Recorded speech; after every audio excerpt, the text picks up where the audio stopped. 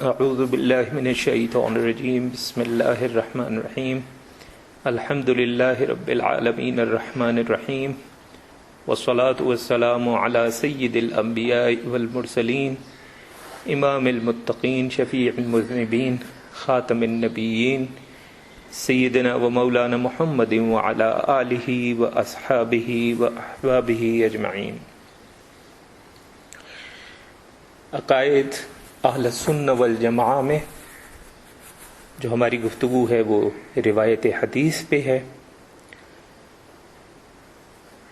اس پہ صرف ایک مختصر سا بیان ہے ہمارا، اس کی ضرورت یوں پیش آئی کہ ہر آدمی آج کل عالم دین بنا پھرتا ہے اور بغیر کسی ثبوت کے احادیث بیان کرتا ہے اور دوسروں کی جو دوسرے احادیث بیان کر رہے ہیں ان پہ ضعف کا الزام لگاتا ہے، تو ضروری ہے اس پہ مختصر سے گفتگو ہو جائے۔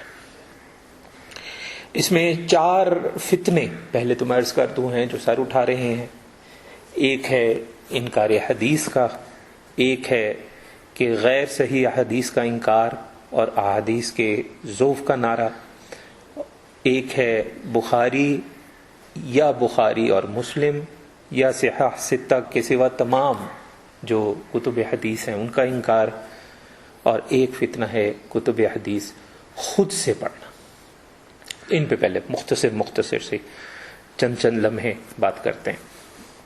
اچھا، انکار حدیث پہ کوئی ایسی خاص گفتگو کی ابھی فی الحال تو ہمیں ضرورت نہیں ہے۔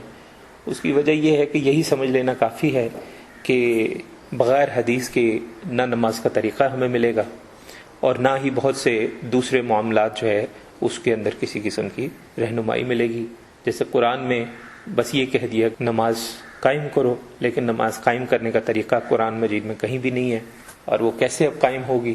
وہ حضور اکرم صلی اللہ علیہ وسلم نے جیسے قائم کی ہے اس طرح سے قائم ہوگی، اور اس کی تفصیل ہمارے پاس کہاں سے آئے گی؟ اس کی تفصیل ہمارے پاس ظاہر ہے کہ حدیث سے آئے گی۔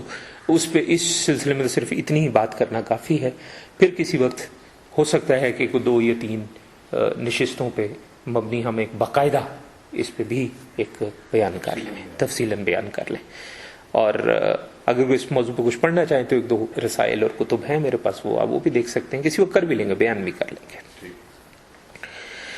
احادیث نہ ہو تو حضور اکرم صلی اللہ علیہ وسلم نے کون سا کام کیسے کیا، کب کیا، یہ تفصیل ہمیں نہیں ملے گی۔ تو ان کی زندگی جو ہے، ان کے افعال، ان کے فرمان، ان کے احکامات، وہ چیزیں جو ہے وہ ہمیں معلوم نہیں ہوں گی۔ اچھا، احادیث کی صحت کے سلسلے میں پہلے یہ چیز ذہن میں رکھیں کہ ہر حدیث کے 3 حصے ہوتے ہیں۔ ایک کو ہم طرف کہتے ہیں، ایک کو ہم سند کہتے ہیں، ایک کو ہم متن کہتے ہیں۔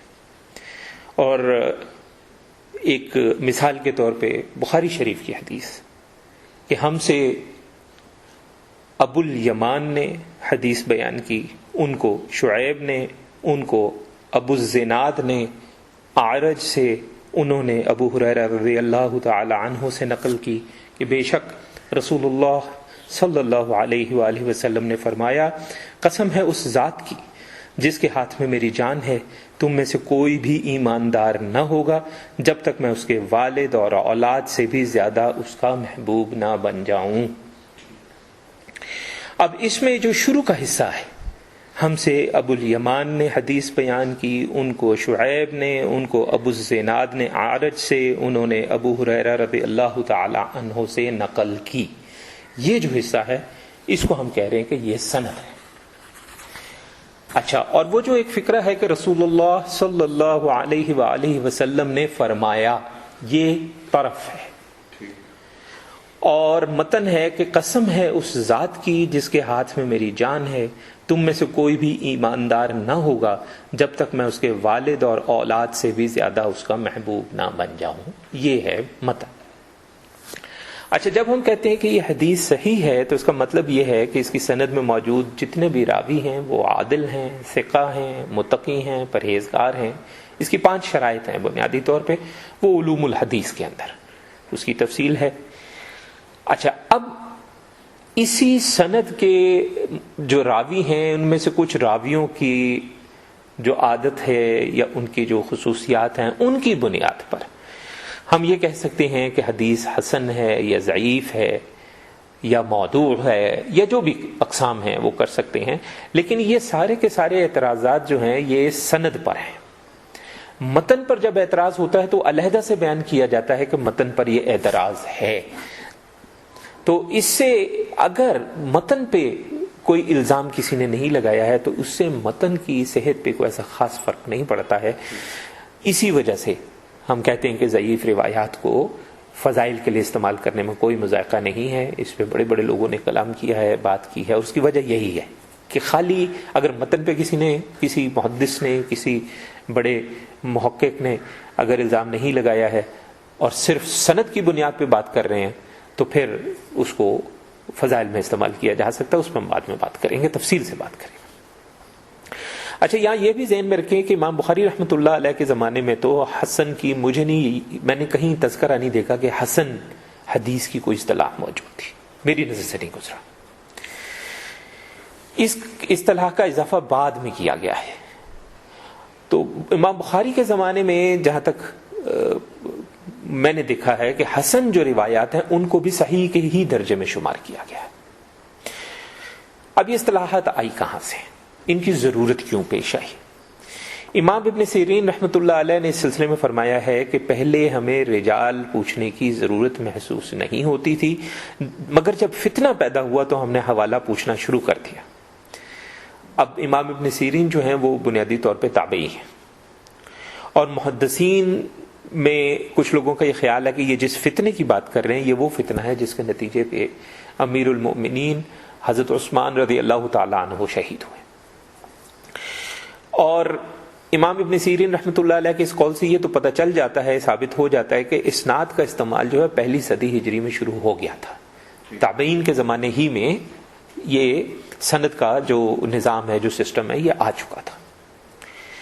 کچھ اسی قسم کا بیان آپ کو امام مسلم رحمۃ اللہ علیہ کا بھی ملے گا۔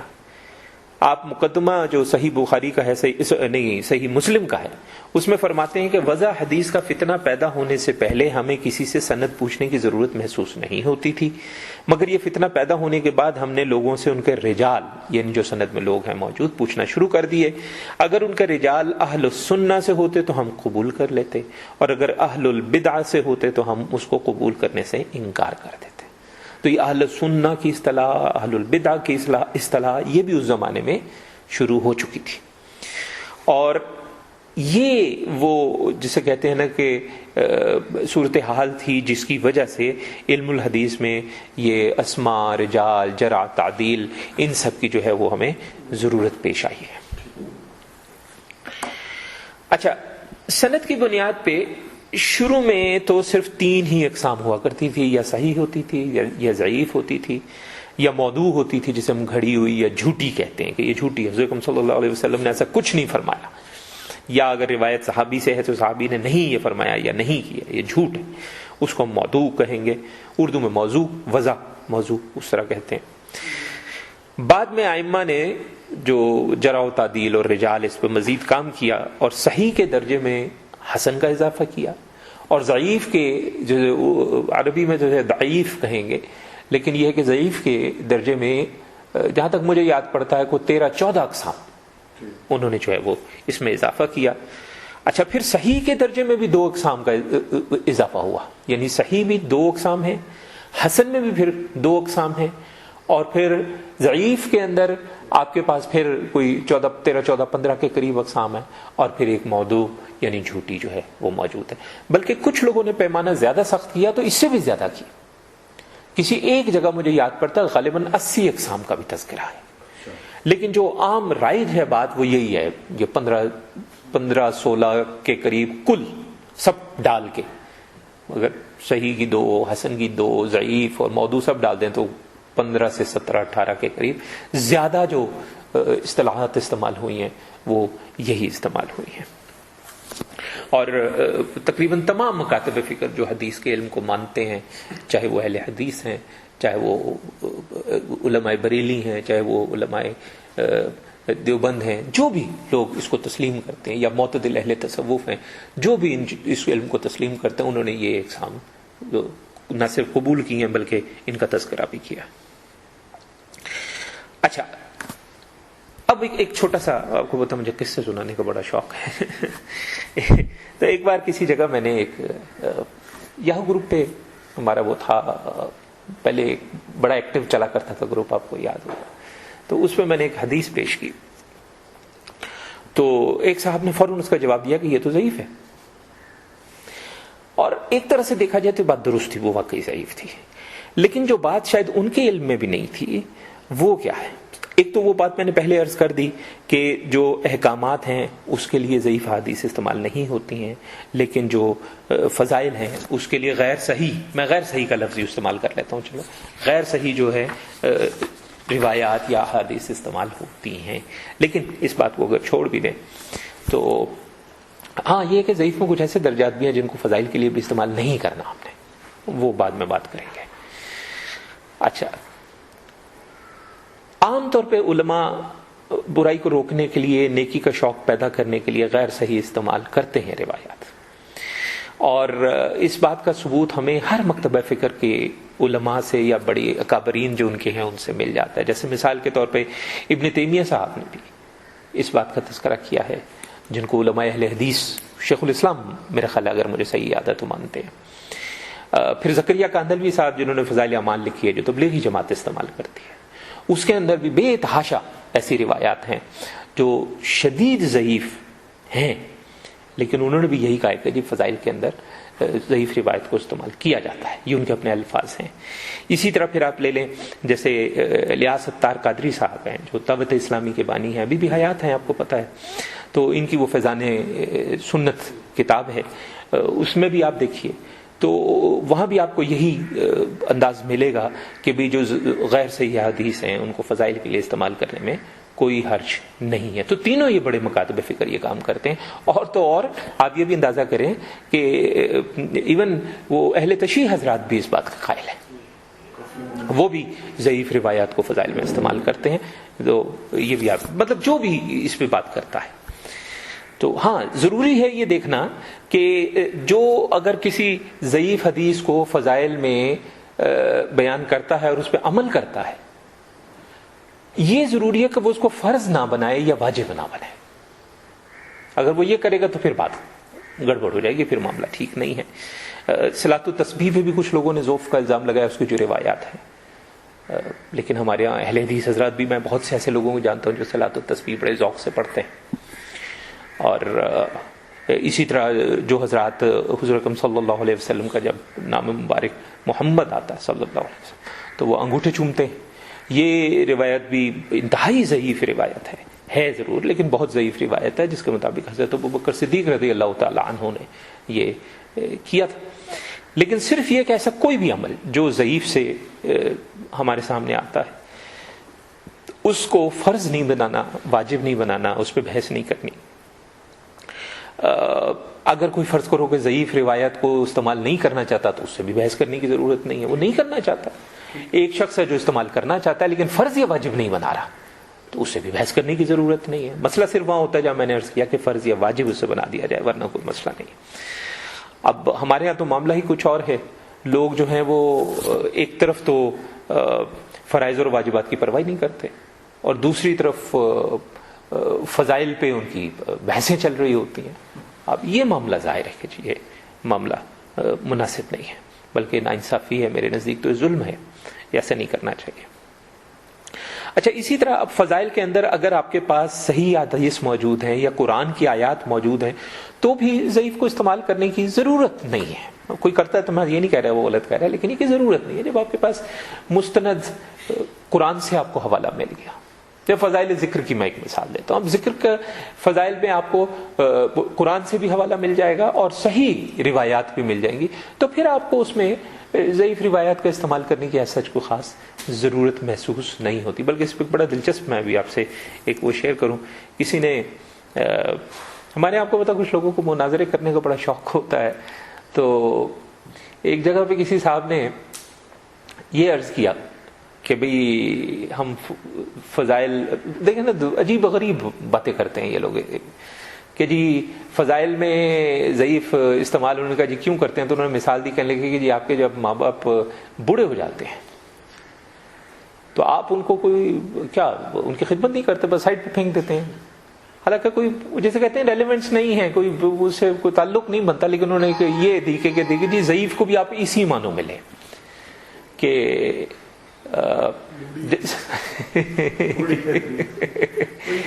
بات بنتی ہی نہیں ہے، لیکن انہوں نے ایک بات کی اپنی طرف سے، وہ جیسے کہتے ہیں انہوں نے بڑا کوئی چکھا اٹھا مارا. اگلا جو بیٹھا ہوا تھا وہ بھی شیر تھا، اس نے کہا نہیں بات یہ نہیں ہے، ہم اپنے بوڑھے ماں باپ کو ایک سائڈ پہ نہیں ڈال دیتے، لیکن اس کو ہم کام پہ بھی نہیں لگا دیتے کہ وہ کام پکڑا دیں، چلو بھی تسی کام کرو. تو وہ جیسے کہتے ہیں انہیں لائٹر نوٹ ایسے ذرا تھوڑا سا میں نے شیئر کیا آپ سے. تو میں ذاتی طور پہ غلط پھر بھی نہیں ان کو کہہ رہا ہے، لیکن میں اس بات کا قائل ضرور ہوں کہ اگر ہمارے پاس صحیح روایت موجود ہے اور ہمارے پاس قرآن کی آیت موجود ہے تو پھر ضعیف روایات کو فضائل میں بھی لانے کی کوئی ایسی خاص ضرورت کم از کم مجھے محسوس نہیں ہوتی. جو لوگ کرتے ہیں ٹھیک ہے، میں اس سے کوئی ان سے بحث نہیں کرتا. ہاں لیکن یہ کہ ضعیف روایت کو بھی اگر استعمال کرنا ہے تو اس میں 2-3 چیزوں کا خیال ضرور رکھنا چاہیے ہمیں. ایسی روایت استعمال نہ کریں جس میں بہت زیادہ ضعف ہو، اور اسی طرح وہ روایت قرآن سے، صحیح حدیث سے، حسن حدیث سے یا اپنے سے بہتر کسی حدیث سے اس کا ٹکراؤ نہ ہو. یہ بڑا ضروری ہے. ہمارے یہاں یہ ضرور ہوتا ہے اور وہ غلط ہے، یقیناً غلط ہے کہ ہم ایسی ضعیف روایات بھی فضائل میں استعمال کرتے ہیں اور وہ عوام میں استعمال کرتے ہیں، اور افسوس کی بات ہے ہمارے بہت سے اب علماء بھی یہ کام کر رہے ہیں، عوام میں وہ استعمال کرتے ہیں جن کا ٹکراؤ اس سے بہتر سند کی روایتوں سے ہو رہا ہوتا ہے یا قرآن کی آیات سے ہو رہا ہوتا ہے. ہم چونکہ فقہ حنفیہ کے مطابق چلتے ہیں تو خود فقہ حنفیہ کے اصولوں میں پہلا اصول یہی ہے، اس پہ بڑی مختصر سی گفتگو ہم کریں گے. پہلا اصول یہی ہے اس میں بھی کہ بھئی کوئی بھی ایسی روایت جو قرآن سے متصادم ہے، کوئی ایسا معاملہ جس کو جو قرآن سے واضح ہو گیا ہے، اس کے لیے ہم روایت نہیں لیتے. تو ہمیں خیال کرنا چاہیے کہ، اور اس کے علاوہ یہ بھی خیال کرنا چاہیے کہ ان فضائل کو جن کو بیان کیا گیا ہے اس ضعیف روایت سے، ان پہ عمل کرنے سے ہمارے فرائض یا واجبات پر بھی کوئی اثر نہیں پڑنا چاہیے. یہ چند چیزوں کا خیال ضرور کرنا چاہیے. اچھا، اب وہ جو میں نے عرض کیا کہ وہ میں نے حدیث بیان کی اور وہ حدیث جو ہے وہ انہوں نے کہا جی ضعیف ہے، اور میں آپ کو کہہ رہا ہوں کہ ایک طرح سے تھی بھی. اب اس کا اصل معاملہ کیا؟ اس کا اصل معاملہ یہ ہے کہ وہ حدیث ابن ماجہ کے مطابق ضعیف، ابن ابی شیبہ کے مطابق صحیح، احمد بن حنبل کے مطابق موقوف، طبرانی اور طبری کے مطابق مرفوع ہے. اب ہوا یہ کہ ان صاحب کو صرف ابن ماجہ کے مطابق پتا تھا کہ یہ ضعیف ہے، جبکہ دوسری جگہوں پہ مختلف سندوں کے ساتھ یہی متن موجود تھا، یا اسے ایک ہی مفہوم میں سمجھ لیجئے کہ متن موجود تھا، الفاظ ضروری نہیں ہے کہ وہ سیم ہو. اچھا، اب اس بات سے جو یہ واقعہ بھی بات جو واقعہ میں نے قصہ بیان کیا ہے، اس کو بیان کرنے کا مقصد صرف یہ ہے کہ ہمیں یہ ذہن میں رہے کہ اگر کوئی حدیث ضعیف ہے تو اس پہ ایک دم سے چھلانگ لگا دینے کی بجائے کہ ضعیف ہے یہ کیا آپ کر رہے ہیں، اس کو پہلے دیکھنا ضروری ہے کہ ممکن ہے کہ یہی متن یا اسی مفہوم کا متن اس سے بہتر سند والی کسی حدیث میں کسی جگہ موجود ہو، یا ہو سکتا ہے بالکل صحیح سند کے ساتھ بھی موجود ہو. اب اگر آپ کو ایک کتاب سے ضعیف پتہ ہے تو دیکھنا ہوگا کہ دوسری کسی کتاب میں ہو سکتا ہے صحیح بھی موجود ہو. اچھا، اب یہ جو صورتیں ہیں کہ جس میں یا تو وہ حدیث ضعیف ہے، واقعی ضعیف ہے، ہر لحاظ سے ضعیف ہے، لیکن اس کے مفہوم کو قرآن سے تائید حاصل ہو گئی ہے، تو بھی اس کے ضعف کو اگنور کرنا ہوگا. یا کسی صحیح سند کی حدیث سے یا حسن سند کی حدیث سے یا بہتر سند کی حدیث سے اس کی تائید حاصل ہو جاتی ہے، تو بھی ہمیں اس کے ضعف کو ہمیں اگنور کرنا ہوگا. یہ آپ ذہن میں رکھیں، اور اس پہ محدثین نے بھی اور ائمہ نے بھی اس پہ بات کی ہے. اچھا، پھر ایک اور نقطہ ذہن میں رکھیں. فرض کریں کہ ایک حدیث ہے جس کی سند میں 6 لوگ ہیں، اور 5واں اور 6ٹھا جو ہے راوی اس پہ اعتراض ہے.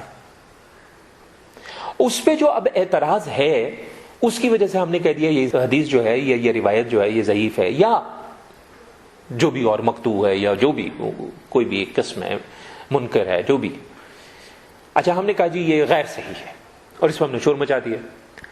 اچھا فرض کر لیں کہ 6 میں سے آخری 2 پہ اعتراض ہے، اگر ہمیں اسی متن کی حدیث چوتھے راوی کی کتاب میں مل جائے تو پھر کیا ہوگا؟ تو پھر تو وہ صحیح ہو جائے گی، بلکہ درجہ بلند ہو گیا.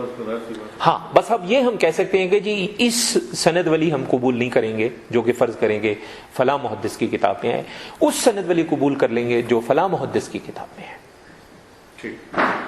سو یہ بھی سمجھنا ضروری ہے. اس لیے بہت سی ایسی روایات ہمارے یہاں جو کہہ دیتے ہیں یہ تو ضعیف ہے جی، یہ جھوٹی ہے، فلانا اس میں کذاب ہے، یہ 2 لوگ کذاب ہیں. لیکن اس سے اوپر جو لوگ موجود ہیں ان میں سے کسی نے وہی روایت اپنی کتاب میں اگر لکھی ہوئی ہے تو پھر تو بات ختم ہو گئی. پھر یہ کہ وہ نہ صرف یہ کہ اس کا ذوف ختم ہو گیا بلکہ وہ صحیح ہو گئی. اس نقطے کو بھی سمجھنا جو ہے بہت ضروری ہے. اچھا اب یہ ہے کہ ظاہر ہے عوام اب اتنی گہرائی میں چیزوں کو نہ سمجھتی ہے، نہ اس کو وہ دیکھ سکتی ہے، نہ وہ بحث کر سکتی ہے، اس لیے اس کو اب دیکھنا پڑے گا کہ کیا ہو. تو یہ تو پہلی بات ہو گئی جو ہم نے کہا کہ غیر صحیح حدیث کا انکار مکمل کر دینا یا حدیث کے ذوف کا نعرہ لگانا، یہ تو وہ اعتراض ہو گیا. اچھا اب اس سے آگے چلتے ہیں. اگلا ہم نے فتنہ کہا تھا کہ کچھ لوگ کہتے ہیں جی ہم نے بخاری کے علاوہ کسی کو نہیں ماننا، یا بخاری اور مسلم کے علاوہ کسی کو نہیں ماننا، یا صحیح ستہ کے علاوہ کسی کو نہیں ماننا. اب یہ جو لوگ ہیں ان کو سامنے رکھتے ہیں اور بات کرتے ہیں. بخاری شریف میں 2 پیمانے اگر دیکھے جائیں، ایک پیمانے کے مطابق تقریباً 9082 روایتیں ہیں اور ایک پیمانے کے مطابق تقریباً 7397 روایتیں ہیں. پیمانے ہیں. اچھا ان میں تعلیقات بھی شامل ہو جاتی ہیں. اب تعلیقات وغیرہ کیا وہ آگے چل کے بات ہوگی. ان میں تکرار بھی شامل ہے. تکرار سے مراد یہ کہ ایک ہی روایت فرض کر کسی نے 11 دفعہ بیان کر دی، اپنی اسی کتاب میں کسی نے 17 دفعہ بیان کر دی. اب جب گنا جاتا ہے تو وہ سب کو 17 ہی گنا جاتا ہے، 11 ہی گنا جاتا ہے. اب اگر بخاری شریف میں سے تعلیقات بھی نکال دیں ہم، تکرار بھی نکال دیں، اس طرح اور بھی کوئی اگر معاملہ آتا ہے سب نکال دیں، تو جو باقی حدیث بچتی ہیں ان کی تعداد تقریباً 2761 بیان کی جاتی ہے. میں تقریباً اس لیے کہہ رہا ہوں کہ ائمہ میں تھوڑا بہت جن لوگوں نے یہ لکھی ہیں فگرز نکالی ہیں انہوں نے ظاہر ہے گنی ہیں باقاعدہ. تو ہیومن ایرر تو پاسبل ہے نا، گنتے ہوئے کوئی ایک آدھی پلس مائنس. تو اب یہ تقریباً 2761 اس کا مطلب ہے کہ بخاری کے اندر کتابیں موجود، روایات موجود ہیں. اچھا امام بخاری رحمۃ اللہ علیہ کا قول یہ ہے کہ انہیں 1 لاکھ صحیح حدیث زبانی یاد تھی اور 2 لاکھ اس کے علاوہ، یعنی ٹوٹل ان کو جو یاد تھی زبانی وہ 3 لاکھ. اس کے علاوہ ایسا بھی ان کا قول ملتا ہے کہ میں نے جو اپنی کتاب مرتب کی ہے یہ 6 لاکھ حدیث میں سے مرتب کی ہے. تو اس کو چھوڑ دیں، 6 لاکھ میں سے کی ہے چلو اس کو تھوڑی دیر کے لیے چھوڑ دیں، 2 لاکھ غیر صحیح کو بھی چھوڑ دیں، تو 1 لاکھ صحیح حدیث تو آپ کہہ رہے ہیں کہ مجھے زبانی یاد ہے صحیح حدیث، جبکہ کتاب میں درج 2761 ہو رہی ہے. باقی کہاں گئی؟ اس کا جواب لوگ دیتے ہیں. اس کا جواب کچھ لوگ یہ دیتے ہیں کہ جناب یہ جو باقی ہیں یہ وہ اس طرح سے ہیں جیسے ایک ہی متن اس سند سے بھی ہے، اس سند سے بھی ہے، اس سند سے بھی ہے، تو ان کو ایک حدیث کاؤنٹ نہیں کیا جائے گا، ان کو 3 حدیث گنا جائے گا. یہ بات درست ہے، علم الحدیث میں ایسا ہی ہوتا ہے. تو یہ بات یہاں تک درست ہے. اچھا اور آپ کا ایک اور بھی قول ہمیں ملتا ہے کہ جن صحیح احادیث کو انہوں نے کتاب میں شامل نہیں کیا ان کی تعداد شامل کی گئی احادیث سے بہت زیادہ ہے. تو یہ بھی ثابت ہوتا ہے. اگر 9000 والا پیمانہ بھی لے لیں اور 1 لاکھ آپ نے خود کہا کہ مجھے زبانی یاد ہے، تو 9000 نکال دیں بیچ میں سے، تو بہت بڑی تعداد ہے ان کی جو انہوں نے شامل نہیں کی. اسی طرح کے اور بھی بہت سے اقوال ہیں، اور یہ آپ کے جو شرح جن لوگوں نے لکھی ہیں اور بڑے بڑے ائمہ حدیث ہیں جنہوں نے یہ اقوال جو ہیں وہ درج کیے ہیں، اور اس میں خاص طور پہ میں نام لوں گا امام ابن حجر عسقلانی رحمۃ اللہ علیہ کا. انہوں نے جو بخاری کی شرح لکھی فتح الباری اسے کہتے ہیں، اس کے مقدمے میں اس طرح کے بے تحاشا انہوں نے جو ہے وہ اقوال درج کیے ہیں. اور ان کا میں نام اس لیے لے رہا ہوں کہ ان کی یہ شرح حدیث کو ماننے والے تمام مکاتب فکر میں متفق ہے، سب اس کو تسلیم کرتے ہیں. اہل حدیث بھی اس کو پڑھاتے ہیں، بریلوی بھی پڑھاتے ہیں، دیوبندی بھی پڑھاتے ہیں. ہاں اہل تشیع کی اپنی شروع ہے اور وہ بخاری کو نہیں مانتے، ان کی حدیث کا ذخیرہ علیحدہ ہے، اس بحث میں ہم نہیں پڑھ رہے. اچھا اب یہ لوگ کیا کہیں گے جو کہتے ہیں کہ جی ہمیں صرف بخاری ماننی ہے. آگے چلیں. بہت سے ایسے محدثین نے ایسی احادیث بیان کی ہیں. اچھا ذہن میں رکھیں کہ حدیث بیان کرنے کے مختلف پیمانے ہیں، جس میں سب سے زیادہ سخت پیمانہ جو ہے وہ امام بخاری رحمۃ اللہ علیہ کا ہے. اس پہ ہم آگے چل کے بحث کریں گے کہ امام بخاری کے پیمانے میں اور فرض کریں امام مسلم کے پیمانے میں فرق کیا ہے، وہ ہم آگے چل کے بات کریں گے. ابھی ذہن میں رکھیں کہ سب سے زیادہ سخت پیمانہ جو ہے وہ امام بخاری رحمۃ اللہ علیہ کا ہے. اسی لیے کہا جاتا ہے کہ جی آپ کی کتاب صحیح ترین کتاب ہے. اگر کوئی یہ کہتا ہے کہ اس کی ساری روایتیں صحیح ہیں تو امام ابن حجر عسقلانی کی شرح اٹھا کے دیکھ لیجیے، انہوں نے اس میں سے بہت سی روایتوں کو کہا ہے کہ یہ صحیح نہیں ہے. لیکن خیر میں اس بحث میں پڑھ کے خامخواہ وہ ایک نئی وہ اس میں نہیں جانا چاہتا. لیکن صحیح ترین کتب جو ہیں ان میں کہا جاتا ہے کہ صحیح کے اندر صحیح ترین کتاب جو ہے وہ بخاری شریف ہے. لیکن بعد کے بہت سے محدثین ایسے ہیں جنہوں نے کوئی حدیث بیان کی اور اس کے ساتھ لکھ دیا کہ ھذا حدیث صحیح علی شرط البخاری. پیمانہ وہی کہ مثلا مثال کے طور پہ فرض کریں ابن ماجہ کوئی حدیث کوٹ کرتے ہیں یا حاکم کوئی حدیث کوٹ کرتے ہیں اور ساتھ میں کہہ دیتے ہیں کہ یہ علی شرط البخاری، تو اس کا مطلب ہے کہ انہوں نے جو حدیث بیان کی ہے اس کی سند امام بخاری رحمۃ اللہ علیہ والی تمام شرائط کو پورا کرتی ہے. اس کا مطلب یہ ہوا کہ اس کے برابر تو ماننا پڑے گا نا آپ کو. بخاری کے پاس نہیں ہے، انہوں نے درج نہیں کی، شاید ان تک پہنچی نہ ہو، یہ ممکن ہے. ٹھیک ہے نا. لیکن اگر وہ کہہ رہے ہیں کہ اعلیٰ شرط البخاری تو اس کا مطلب درجہ تو برابر ہو جاتا ہے. آپ خود سوچیں نا انسان. اسی طرح کچھ لوگ کہتے ہیں اعلیٰ شرط المسلم، کچھ لوگ کہتے ہیں اعلیٰ شرط الشیخین. دونوں کور نہیں، دونوں شیخین جو ہے بخاری اور مسلم دونوں کور ہوتے ہیں. ٹھیک ہے جی. اچھا اسی طرح کچھ لوگ جو ہے غیرہما کا لفظ استعمال کر دیتے ہیں، یعنی کہ جو باقی جو محدثین ہیں اس طرح. تو اس کا بھی خیال کرنا ہوگا. ایک تو دوسرا ذہن میں رکھیں کہ اگر بخاری کو ہم تسلیم کر لیتے ہیں کہ بخاری جو ہے وہ صحیح ترین پیمانہ اور سخت ترین پیمانہ ہے، تو بہت سے دوستوں کو یہ نہیں پتا کہ بخاری نے صرف ایک یہی جس کو ہم صحیح بخاری کہتے ہیں یہی نہیں لکھی، حدیث کی اور بھی کتابیں لکھی ہیں. جیسے ان کی کتاب الادب المفرد ہے، ان کی اپنی کتاب آج بھی موجود ہے. ہاں یہ ضرور ہے کہ آج تک بہت سے لوگوں نے اس میں سے بہت سی روایات کو انہوں نے اس پہ اعتراض کیا ہے اور نکالا ہے کہ یہ جھوٹی ہے یا یہ ضعیف ہے یا یہ فلاں درجے کی ہے. ان سب کو نکال بھی دیا جائے تو پیچھے پھر بھی صحیح روایتوں کا ذخیرہ سینکڑوں میں ہے.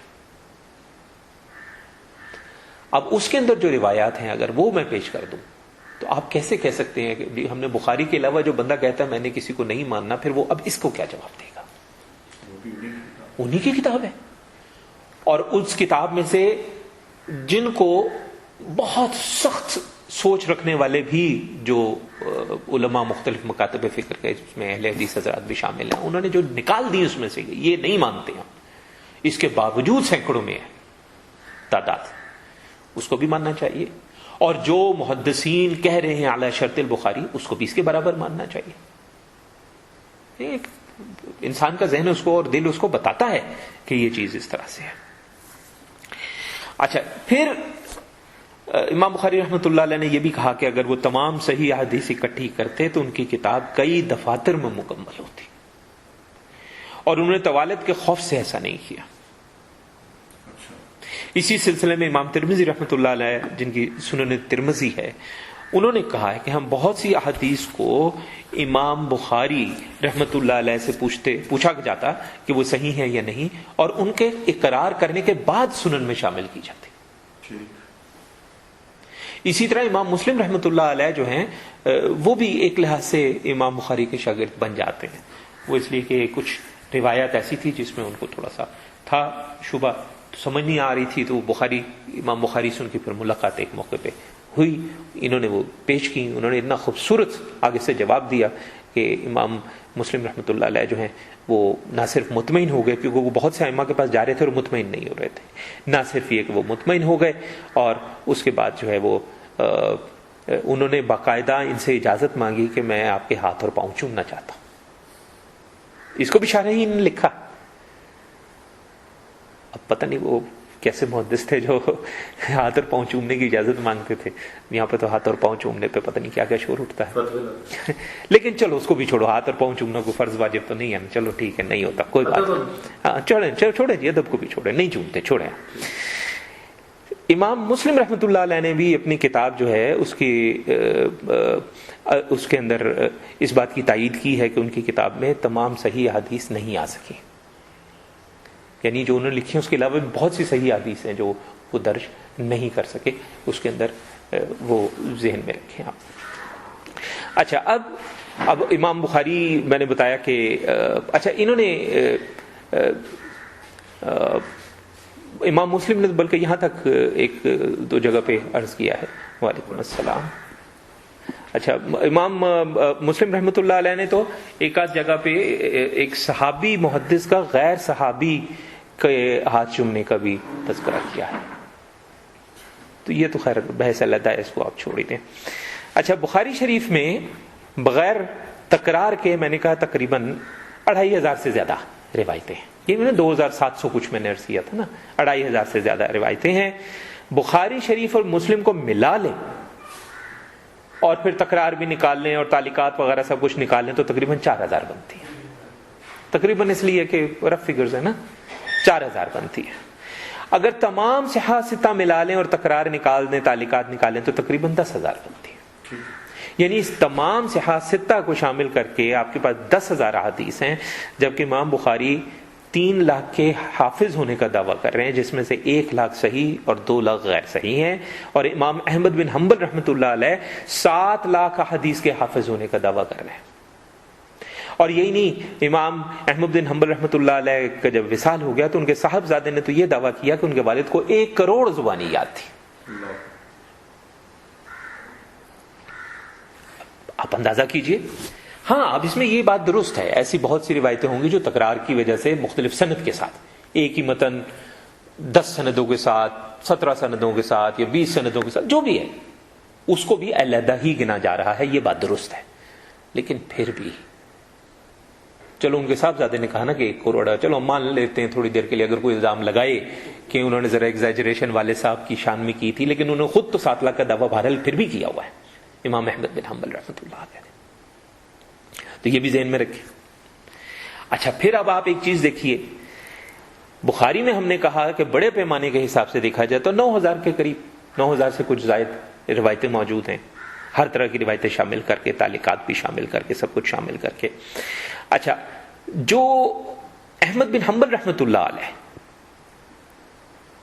مجھے یاد پڑتا ہے کہ یہ بخاری کے استاد بھی ہیں، احمد بن حنبل رحمۃ اللہ علیہ جو ہیں، ان کی کتاب مسند احمد میں 40,000 حدیثیں ہیں،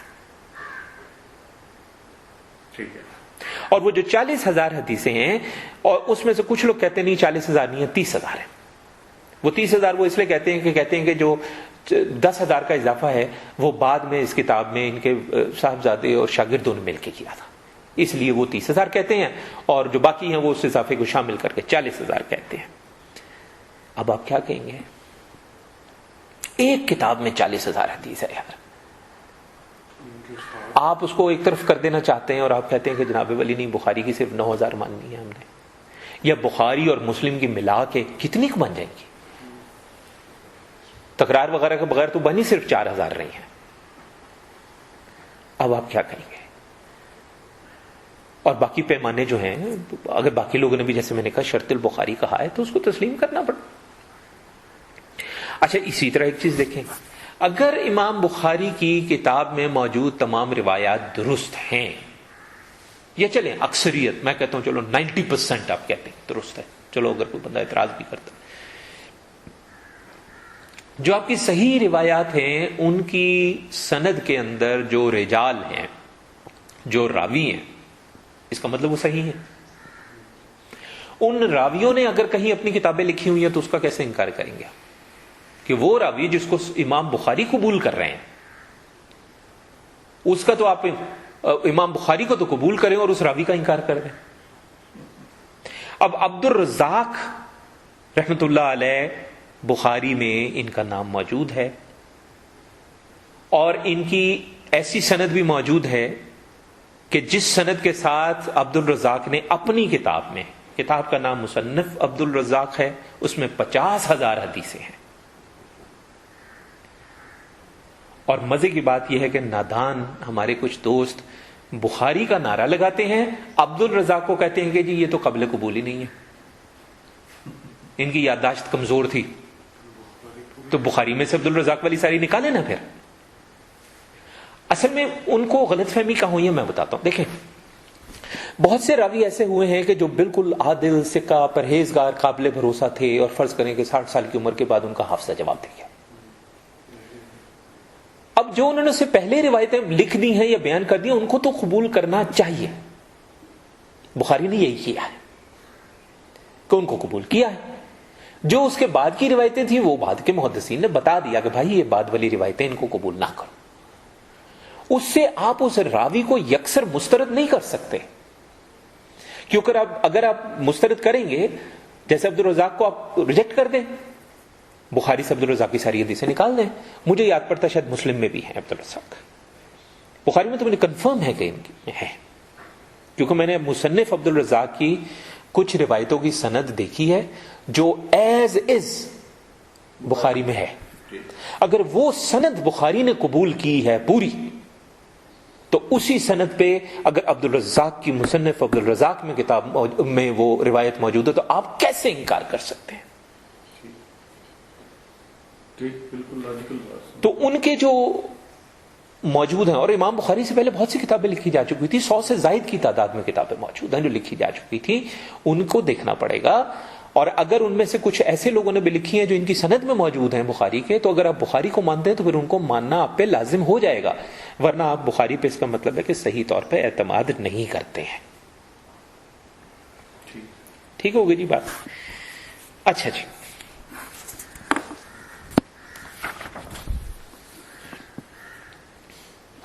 اچھا میں نے جیسے کہا کہ پہلے کافی سارے لوگ موجود تھے جن کی کتابیں موجود ہیں. مثلا مثال کے طور پہ سفیان ثوری رحمۃ اللہ علیہ نے بھی کتاب، ان کی بھی کتاب حدیث کی کلیکشن موجود ہے. ان کو امیر المؤمنین فی الحدیث مانا جاتا ہے. اسی طرح حضرت عبداللہ ابن مبارک رحمۃ اللہ علیہ ہیں، ان کو بھی امیر المؤمنین فی الحدیث مانا جاتا ہے. یا امام مالک رحمۃ اللہ علیہ کی جو ہے معطا امام مالک، وہ اس کو مستند کتاب مانا جاتا ہے. وہ ان سے پہلے کے ہیں. ان کے استاد احمد بن حنبل، احمد بن حنبل کے استاد شافعی، شافعی کے استاد امام مالک، اتنے پرانے. اچھا اب سوال یہ پیدا ہوتا ہے کہ کیا بخاری شریف یا مسلم یا صحاح ستہ، پہلے تو ہم نے کہا بخاری کو صرف ماننا ہے، اس میں بھی یہ پرابلم آ گئی. بخاری اور مسلم کو ماننا ہے، اس میں بھی یہی پرابلم آئے گا. اور بخاری، مسلم یا صحاح ستہ کو ماننا ہے، اس میں بھی یہی پرابلم آئے گا، کیونکہ صحاح ستہ میں عبد الرزاق شامل نہیں ہے، صحاح ستہ میں احمد بن حنبل شامل نہیں ہے، صحاح ستہ میں امام مالک شامل نہیں ہے، صحاح ستہ میں سفیان ثوری شامل نہیں ہے، عبداللہ ابن مبارک شامل نہیں ہے، صحاح ستہ میں کوئی شامل نہیں. بلکہ صحاح ستہ میں صحابہ کی احادیث کی کلیکشن شامل نہیں ہے، صحابہ کی بھی کلیکشن موجود ہے، وہ صحاح ستہ میں شامل نہیں. تو پھر یہ صحاح ستہ کا نعرہ کہاں سے آیا؟ اس میں ہم بعد میں بہت تفصیلی انشاءاللہ گفتگو کریں گے. اچھا اب اس کا مطلب یہ ہوا کہ کیا بخاری، مسلم اور صحاح ستہ ان سب کو شامل کر لیا جائے تو صحیح حدیث یہیں ختم ہو جاتی ہے؟ تو جواب ہے کہ نہیں. بے تحاشا صحیح حدیث بخاری کی شرط کے مطابق بھی یا دوسرے پیمانوں کے مطابق بھی باقی جو آپ کے پاس کتابیں ہیں ان میں موجود ہیں. اور اس پہ بہت سے لوگوں نے بات کی ہے، بحث کی ہے. اس موضوع پہ امام بخاری نے بھی کہا، امام مسلم نے کہا، ترمذی نے کہا، نووی نے کہا، ابن حجر اسقلانی نے کہا، سیوطی نے کہا، علامہ ابن کثیر نے بہت سی اس طرح کی باتیں کی ہیں. جن کی تفسیر ابن کثیر بہت زیادہ ہمارے یہاں استعمال کی جاتی ہے، اور ہر مکتبہ فکر استعمال کرتا ہے، اہل حدیث بھی استعمال کرتے ہیں اور باقی لوگ بھی استعمال، ہر مکتبہ فکر اس کو استعمال کرتا ہے۔ اور پھر ابن کثیر کی تاریخ بھی ایک ہے البدایہ والنہایہ کے نام سے، جس کو ہمارے یہاں تاریخ ابن کثیر کہا جاتا ہے، اس میں بھی بہت سی ایسی باتیں ہیں وہ، اور ان سب چیزوں کو سامنے رکھتے ہوئے اگر آپ دیکھیں تو ان سب لوگوں نے جو باتیں کہیں اس سے ثابت یہی ہوتا ہے کہ صحاح ستہ سے میں تمام صحیح احادیث کا ذخیرہ نہیں ہے، ان سے باہر کی جو کتب ہیں ان میں بھی بہت سی صحیح روایات موجود ہیں۔ تو اب آپ یہ سوچ لیں کہ بھئی وہ جو تیسرا ایک کہا جاتا ہے اس کا بھی میں نے آپ کو الحمدللہ جواب دے دیا۔ اور چوتھا جو لوگ کہتے ہیں کہ جی ہم تو خود ہی کتاب پڑھ لیں گے، ہمیں کسی استاد کی ضرورت نہیں، اب اس طرف آتے ہیں۔ اچھا، اب جو شخص ہے جس کو یہ نہیں پتا سند کیا ہوتی ہے، متن کیا ہوتا ہے، طرف کیا ہوتا ہے، حدیث کی اقسام کیا ہے، تکرار کیا ہوتی ہے، ترجمۃ الباب کیا ہے، حدیث الباب کیا ہے، یہ اصطلاحات کیا ہیں، وہ ان کتابوں سے استفادہ کیسے کر سکتا ہے؟ سوال تو یہ پیدا ہوتا ہے، اور اس کی میں ایک باقاعدہ مثال دیتا ہوں بخاری شریف سے۔ بخاری میں، باقیوں میں بھی اسی طرح تقریباً ملے گا، مختلف حصے ہیں جن کو کتب کا نام دیا گیا ہے، جیسے کتاب الایمان ہے، پھر ہر کتاب میں مختلف باب، ہم لوگ کہتے ہیں باب باندھے گئے ہیں، اور ہر باب میں پھر احادیث ہوتی ہیں۔ تو مثال کے طور پہ اب ہم صحیح بخاری کتاب الزکوٰۃ، باب زکوٰۃ دینا فرض ہے، اس طریقے سے یہ پوری چیز ہوتی ہے۔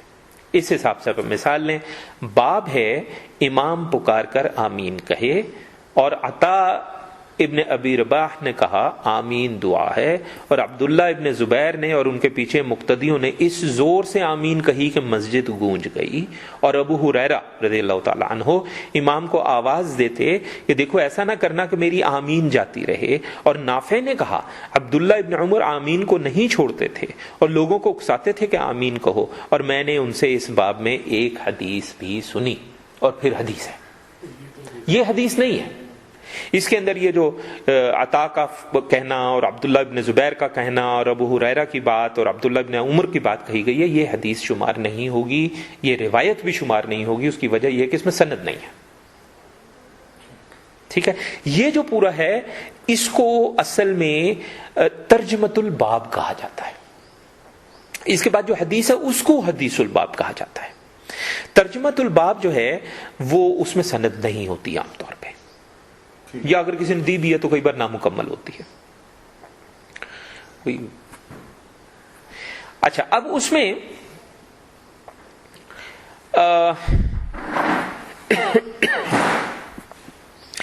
جو ترجمۃ الباب ہے اس کی ایک تو پہچان یہ ہے، میں نے عرض کیا کہ اس میں سند نہیں ہے، دوسرا اس میں محدث جو ہے وہ باب کا نام لے کر اور اپنے ذاتی فقہی رجحان کے مطابق کچھ اقوال پیش کرتا ہے، اور اس کے بعد جو ہے وہ حدیث کا سلسلہ شروع ہوتا ہے۔ اگر ان باتوں کو صحیح بھی تسلیم کیا جائے تو سند کی غیر موجودگی کی وجہ سے اس کو صحیح روایت نہیں مانا جا سکتا، اس کو قبول نہیں کیا جا سکتا، ماں سوائے اس کے کہ یہی روایت اسی کتاب میں یا کسی اور کتاب میں پراپر صحیح سند کے ساتھ بھی مل جائے۔ بخاری کو صحیح ترین کہنے کی ایک وجہ یہ بھی ہے کہ بہت سی ایسے ترجمۃ الباب کے اندر موجود روایات ہیں جن کو بعد میں بخاری ہی نے کسی جگہ صحیح پراپر مکمل سند کے ساتھ بھی درج کر دیا ہے۔ ایک وجہ یہ بھی ہے اس کو صحیح ترین کہنے کی، ایک تو وہ ہے نا کہ اس میں صحیح کی تعداد کسی بھی دوسری کتاب کے مقابلے میں، وہ جسے کہتے ہیں نا پرسنٹیج کے حوالے سے، بھی اس میں 95% ہیں، کسی اور میں 90% سے زیادہ صحیح نہیں ہے، اس لحاظ سے، اور دوسرا یہ بھی ایک وجہ ہے۔ تو یہ جو میں نے عرض کیا یہ ترجمۃ الباب ہے، یہ حدیث الباب نہیں ہے، اس سے آمین بالجہر ثابت نہیں ہوتا۔ ہاں آگے اگر انہوں نے کوئی روایت پیش کی ہے تو اسے ثابت ہو جائے، میں ابھی اس بحث میں نہیں پڑھ رہا کہ یہ ہے یا نہیں ہے، میں صرف آپ کو اصول بیان کر رہا ہوں، اور یہ میں جو بھی اصول بیان کر رہا ہوں میں یہ بڑی ذمہ داری سے عرض کر دوں، یہ وہ اصول ہیں جو کم از کم اہل حدیث، بریلوی، دیوبندی، ان تینوں حضرات کی کامن چیزیں میں بیان کروں گا آپ کو، ہاں، تاکہ یہ نہ کوئی کہے کہ نہیں یہ تو جی فلانے کا کہنا ہے، یہ جو میں بات کر رہا ہوں یہ کامن بات ہے، اور جہاں کہیں میں کوئی ہٹ کے بات کہوں گا تو میں بتا دوں گا کہ یہ بات صرف یہ کہتے ہیں، یہ نہیں کہتے، تو میں بالکل کامن بات عرض کر رہا ہوں یہاں پہ۔ اچھا، اور لطف کی بات یہ ہے کہ اس باب کے بعد جو حدیث ہے اس حدیث میں بھی آمین بالجہر کا کوئی ذکر نہیں ہے. ترجمۃ الباب میں آمین بالجہر کا ذکر ہے، باب کے نام میں آمین بالجہر کا ذکر ہے، لیکن جو حدیث ہے اس میں آمین بالجہر کا ذکر نہیں ہے. اچھا، اس کے علاوہ بہت سی احادیث ایسی ہوتی ہیں یا روایت ایسی ہوتی ہیں کہ جن کا اگر سیاق و سباق نہ پتہ چلے، ریفرنس ٹو دا کانٹیکسٹ نہ ہو آپ کے پاس، تو اس کا پھر نتیجہ یہ ہوتا ہے کہ غلط فہمی پیدا ہوتی ہے. جیسے مثال کے طور پہ بخاری شریف کے اندر کھڑے ہو کے پیشاب کرنے کی حدیث موجود ہے، لیکن بیٹھ کر پیشاب کرنے کی حدیث جو پیشاب کرنے کا باب ہے اس میں تو نہیں ہے کم از کم.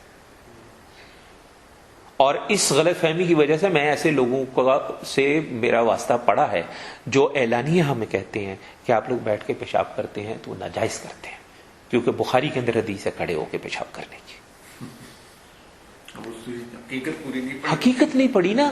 وہ جو کھڑے ہو کے پیشاب کرنے کی حدیث ہے وہ کیوں تھی، اس میں کیا معاملہ تھا، اس میں بہت سی چیزیں ہوں گی. کیوں پڑی، جب پڑی تو کس قسم کا لباس تھا، زمین کیسے تھی، کہیں مطلب کیا وجوہات تھیں، بہت سے معاملات ہمیں دیکھنے ہوں گے.